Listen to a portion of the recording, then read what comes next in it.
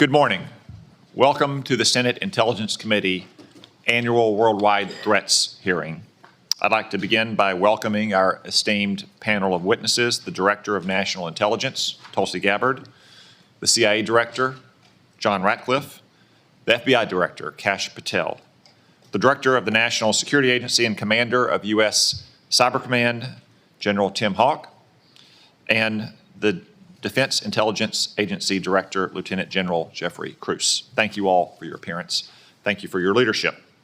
I also want to recognize the hard work and dedication of the thousands of men and women in our intelligence community whom you're here to represent today. Their successes are seldom celebrated.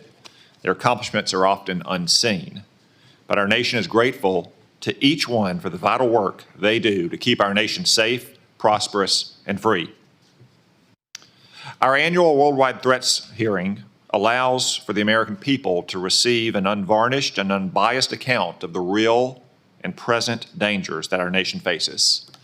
As we will hear from our witnesses, many of the threats we face are truly existential.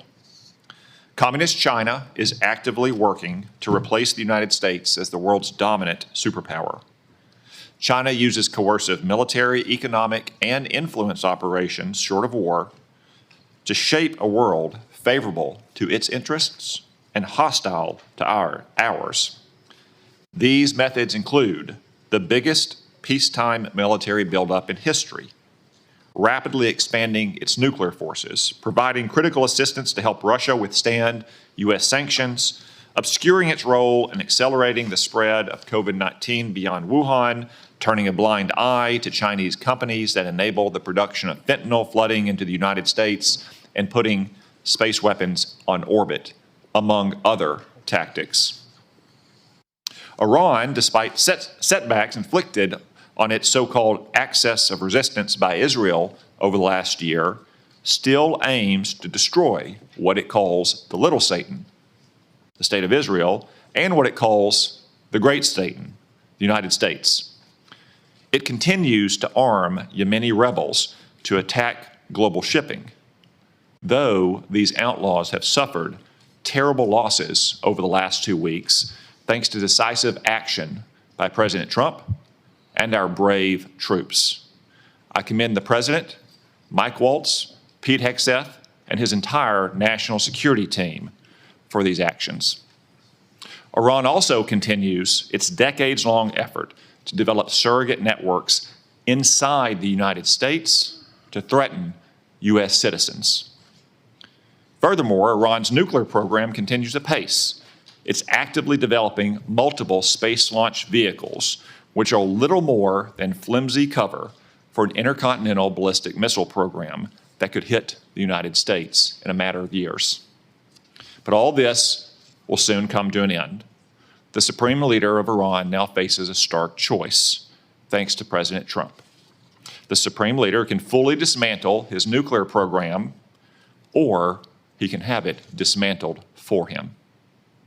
Finally, today's report also acknowledges that illicit drug production endangers the health and safety of millions of Americans.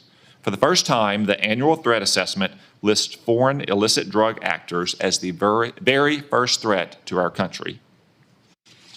As the report highlights, Mexican-based cartels using precursors produced in China continue to smuggle fentanyl and synthetic opioids into the United States.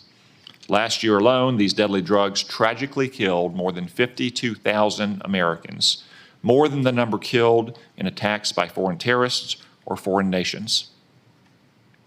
Given these threats, we have to ask, are our intelligence agencies well postured against these threats? I'm afraid the answer is no, at least not yet. As the world became more dangerous in recent years, our intelligence agencies got more politicized, more bureaucratic, and more focused on promulgating opinions rather than gathering facts. As a result of these misplaced priorities, we've been caught off guard and left in the dark too often. I know that all of you agree that the core mission of the intelligence community is to steal our adversaries' secrets and convey them to policymakers to protect the United States.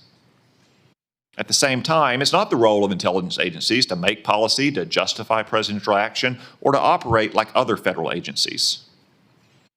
After years of drift, the intelligence community must recommit to its core mission of collecting clandestine intelligence from adversaries whose main objective is to destroy our nation and our way of life. The reason is not that our intelligence community lacks dedicated patriots who show up to work every day to protect the American people. On the contrary, it has an abundance of them. The reasons are a misuse of resources, bureaucratic bloat, a default to play it safe, and a past administration that prioritized social engineering over espionage.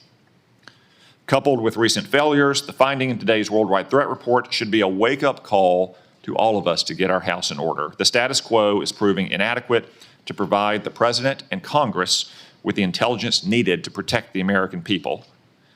As more storms gather, America's intelligence capabilities require urgent reform and revitalization. As the chairman of this committee, I look forward to working with each of you to strengthen America's intelligence edge and refocus our intelligence community on its core mission, stealing secrets. The American people deserve nothing less. We've assembled an impressive team to get this done, and I look forward to hearing your comments. Now I recognize the Vice Chairman for opening remarks. Well,